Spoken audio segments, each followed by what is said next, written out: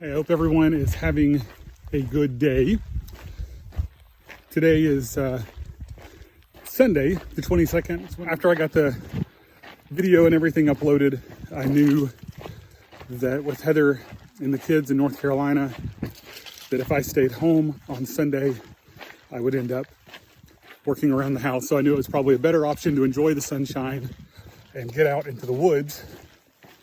And so I am in the Sipsey Wilderness, up on top of the ridge, about to drop down into the canyon with the big tree. So I've hiked around and I'm up here now making a big loop. But I wanted to send a video just to kind of mix it up a little bit and allow you to maybe not have to read. So this is an attempt at that. But I thought when I got out here, I wanted to do this. It was one of those things if I didn't want to just have an agenda of what I wanted to say, I just kind of wanted it to happen. And of course, that's what happened.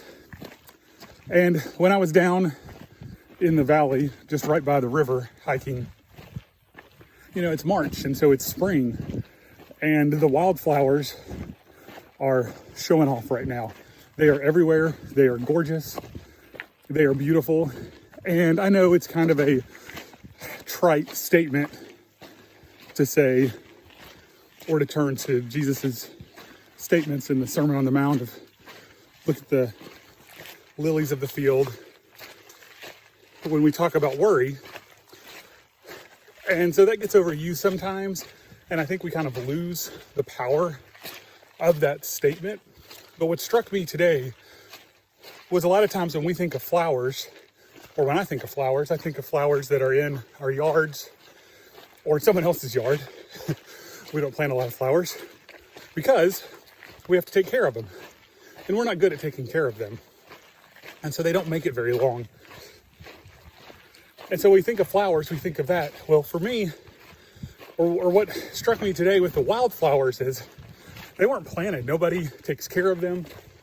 No one planted them except for the Creator himself. And they still are beautiful. They still are actually probably more beautiful in their kind of haphazardness around the woods and their size, how different they are, the purples and the blues and the whites and the greens of the leaves, and it's just a gorgeous sight. And so today, kind of what my thought is that when we look at those wildflowers and we hear Jesus's words of do not worry. Out here hiking, you know, I start thinking, nothing's changed. We feel like our world has changed, and it has. And for many of us, the biggest event we lived through with something like this would be September 11th, and the world forever changed on September 11th. But also the world got back to the same in a lot of ways.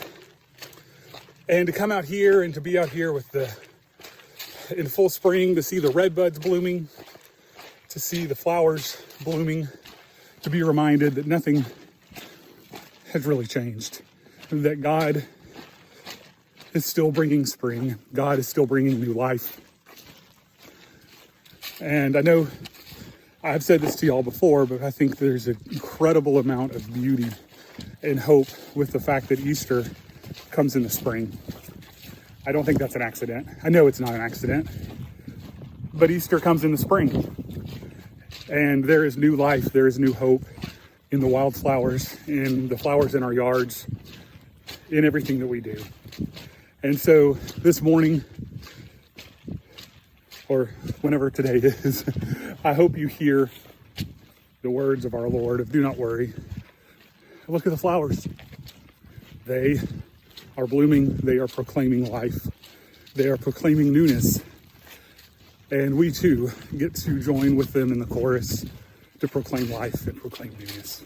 So I hope today, in the craziness, in the confusion, in the loss, in the uncertainty, that we look at the flowers and we take our cue from them to proclaim God's handiwork, proclaim God's assurance, God's sovereignty, God's provision, God's hope in a lost world.